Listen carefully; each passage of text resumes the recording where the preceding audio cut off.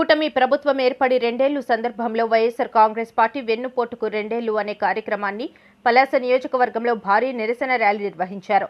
కూటమి ప్రభుత్వం అధికారంలోకి వచ్చి రెండేళ్లు పూర్తవుతున్న సందర్భంగా వైఎస్ఆర్ కాంగ్రెస్ పార్టీ పలాసలో మాజీ మంత్రి సీదిరి అప్పలరాజు ఆధ్వర్యంలో నిర్వహిస్తున్న వెన్నుపోటుకు రెండేళ్లు కార్యక్రమం నిర్వహించారు. పలాస ఆర్టీసీ కాంప్లెక్స్ నుండి కాశీబుగ్గ వైఎస్ఆర్ విగ్రహం వరకు ర్యాలీ నిర్వహించారు. ఈ సందర్భంగా మాజీ మంత్రి మాట్లాడుతూ ముఖ్యమంత్రి చంద్రబాబుకు అభివృద్ధి కంటే క్రెడిట్ చోరీ పైన ఎక్కువగా ఈ రెండేళ్లు దృష్టి పెట్టి ప్రజలకు అన్ని విధాల వెన్నుపోటు పొడిచారని అన్నారు.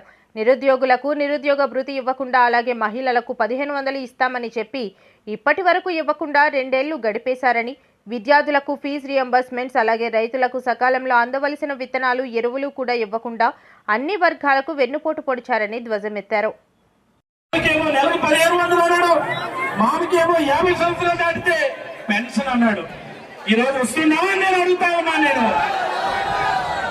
ఆ రోజు డ్వాక్రా రుణమాఫీ జరిగిందన్నది ఎంత వాస్తవమో, ఈ రోజు మహిళలకు 18 సంవత్సరాల తర్వాత ఆడబిడ్డలు ఇంటికి 1500 ఇస్తున్నాడు అన్నది కూడా అంతే వాస్తవం.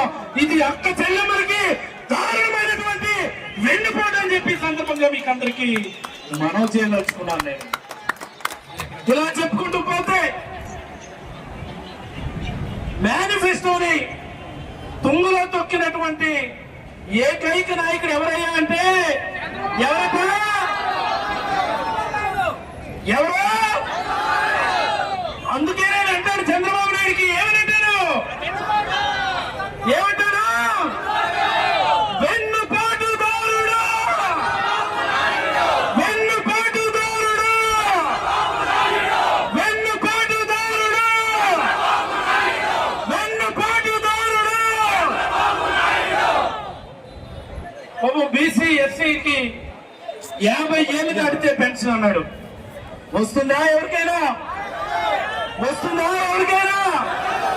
మరి ఇది బీసీ ఎస్సీ ఎస్టీ మైనారిటీలు అంటే ఆయనకున్నటువంటి చింత చూపుకిది నిదర్శనం అని సందర్భంగా మీకు అందరికీ మనవి చేస్తా ఉన్నాను. నేను ఉదయం లేస్తే చాలు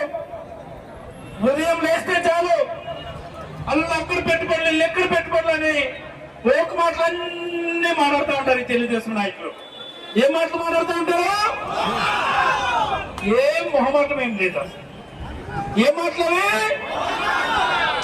ఎందుకు ఈ మాట చెప్తున్నానంటే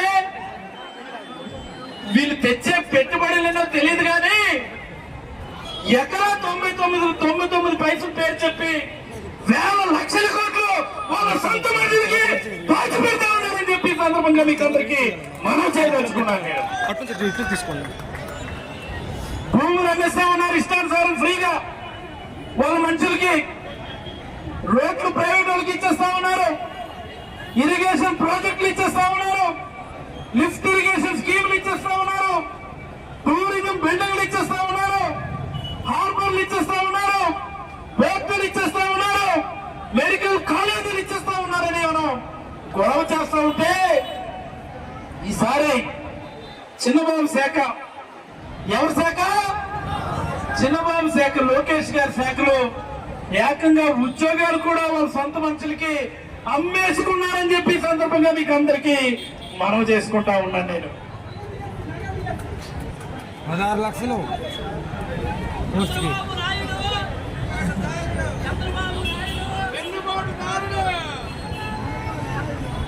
డిఎస్సి పేరిట వాళ్ళ సొంత మనుషులకి 25 లక్షలకు తక్కువ కాకుండా ఒక ఉద్యోగ స్పోర్ట్స్ కార్డులో అమ్మించినటువంటి ఘనత ఈ ప్రభుత్వాన్ని అని చెప్పి సందర్భంగా మీకు అందరికీ మనం చేయదలుచుకున్నాను. నేను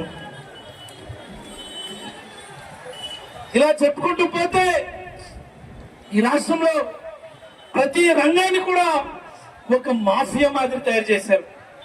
ఇసుక ఒక మాఫియా రాష్ట్ర వ్యాప్తంగా, మట్టి ఒక మాఫియా రాష్ట్ర వ్యాప్తంగా, గ్రావెల్ మాఫియా రాష్ట్ర వ్యాప్తంగా, మరి ఇప్పుడు సారా, లిక్కరు ఇదో మాఫియా.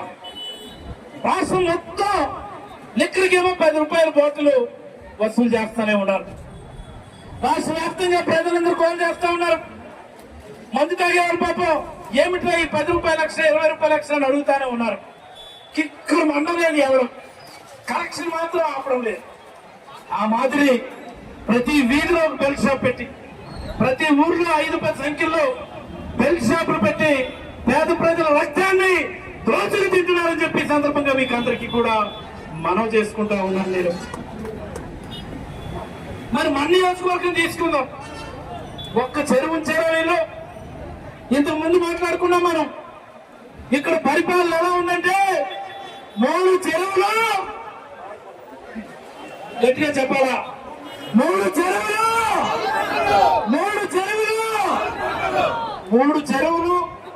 6 కొండల మాదిరి ఇక్కడ పరిపాలన చేస్తా ఉన్నారు. ఆవిడ చెప్తారు అభివృద్ధి గురించి అవగాహన లేని వ్యక్తులు మాట్లాడేటటువంటి మాటలు. నువ్వు వేసే సీసీ రోడ్డు డ్రైన్ అభివృద్ధి అయితే మరి మేము వేసిన ఈ కేటీ రోడ్డు ఏమో, మేము తెచ్చినటువంటి ఆర్టీఓ డివిజన్ అవ్వాలా, మేము తెచ్చిన కిడ్నీ హాస్పిటల్ ఏమవ్వాలా, మేము తెచ్చిన వాటర్ ప్రాజెక్ట్ ఏమవ్వాలా, మేము తెచ్చిన మున్సిపాలిటీ వాటర్ ప్రాజెక్ట్ ఏమవ్వాలా.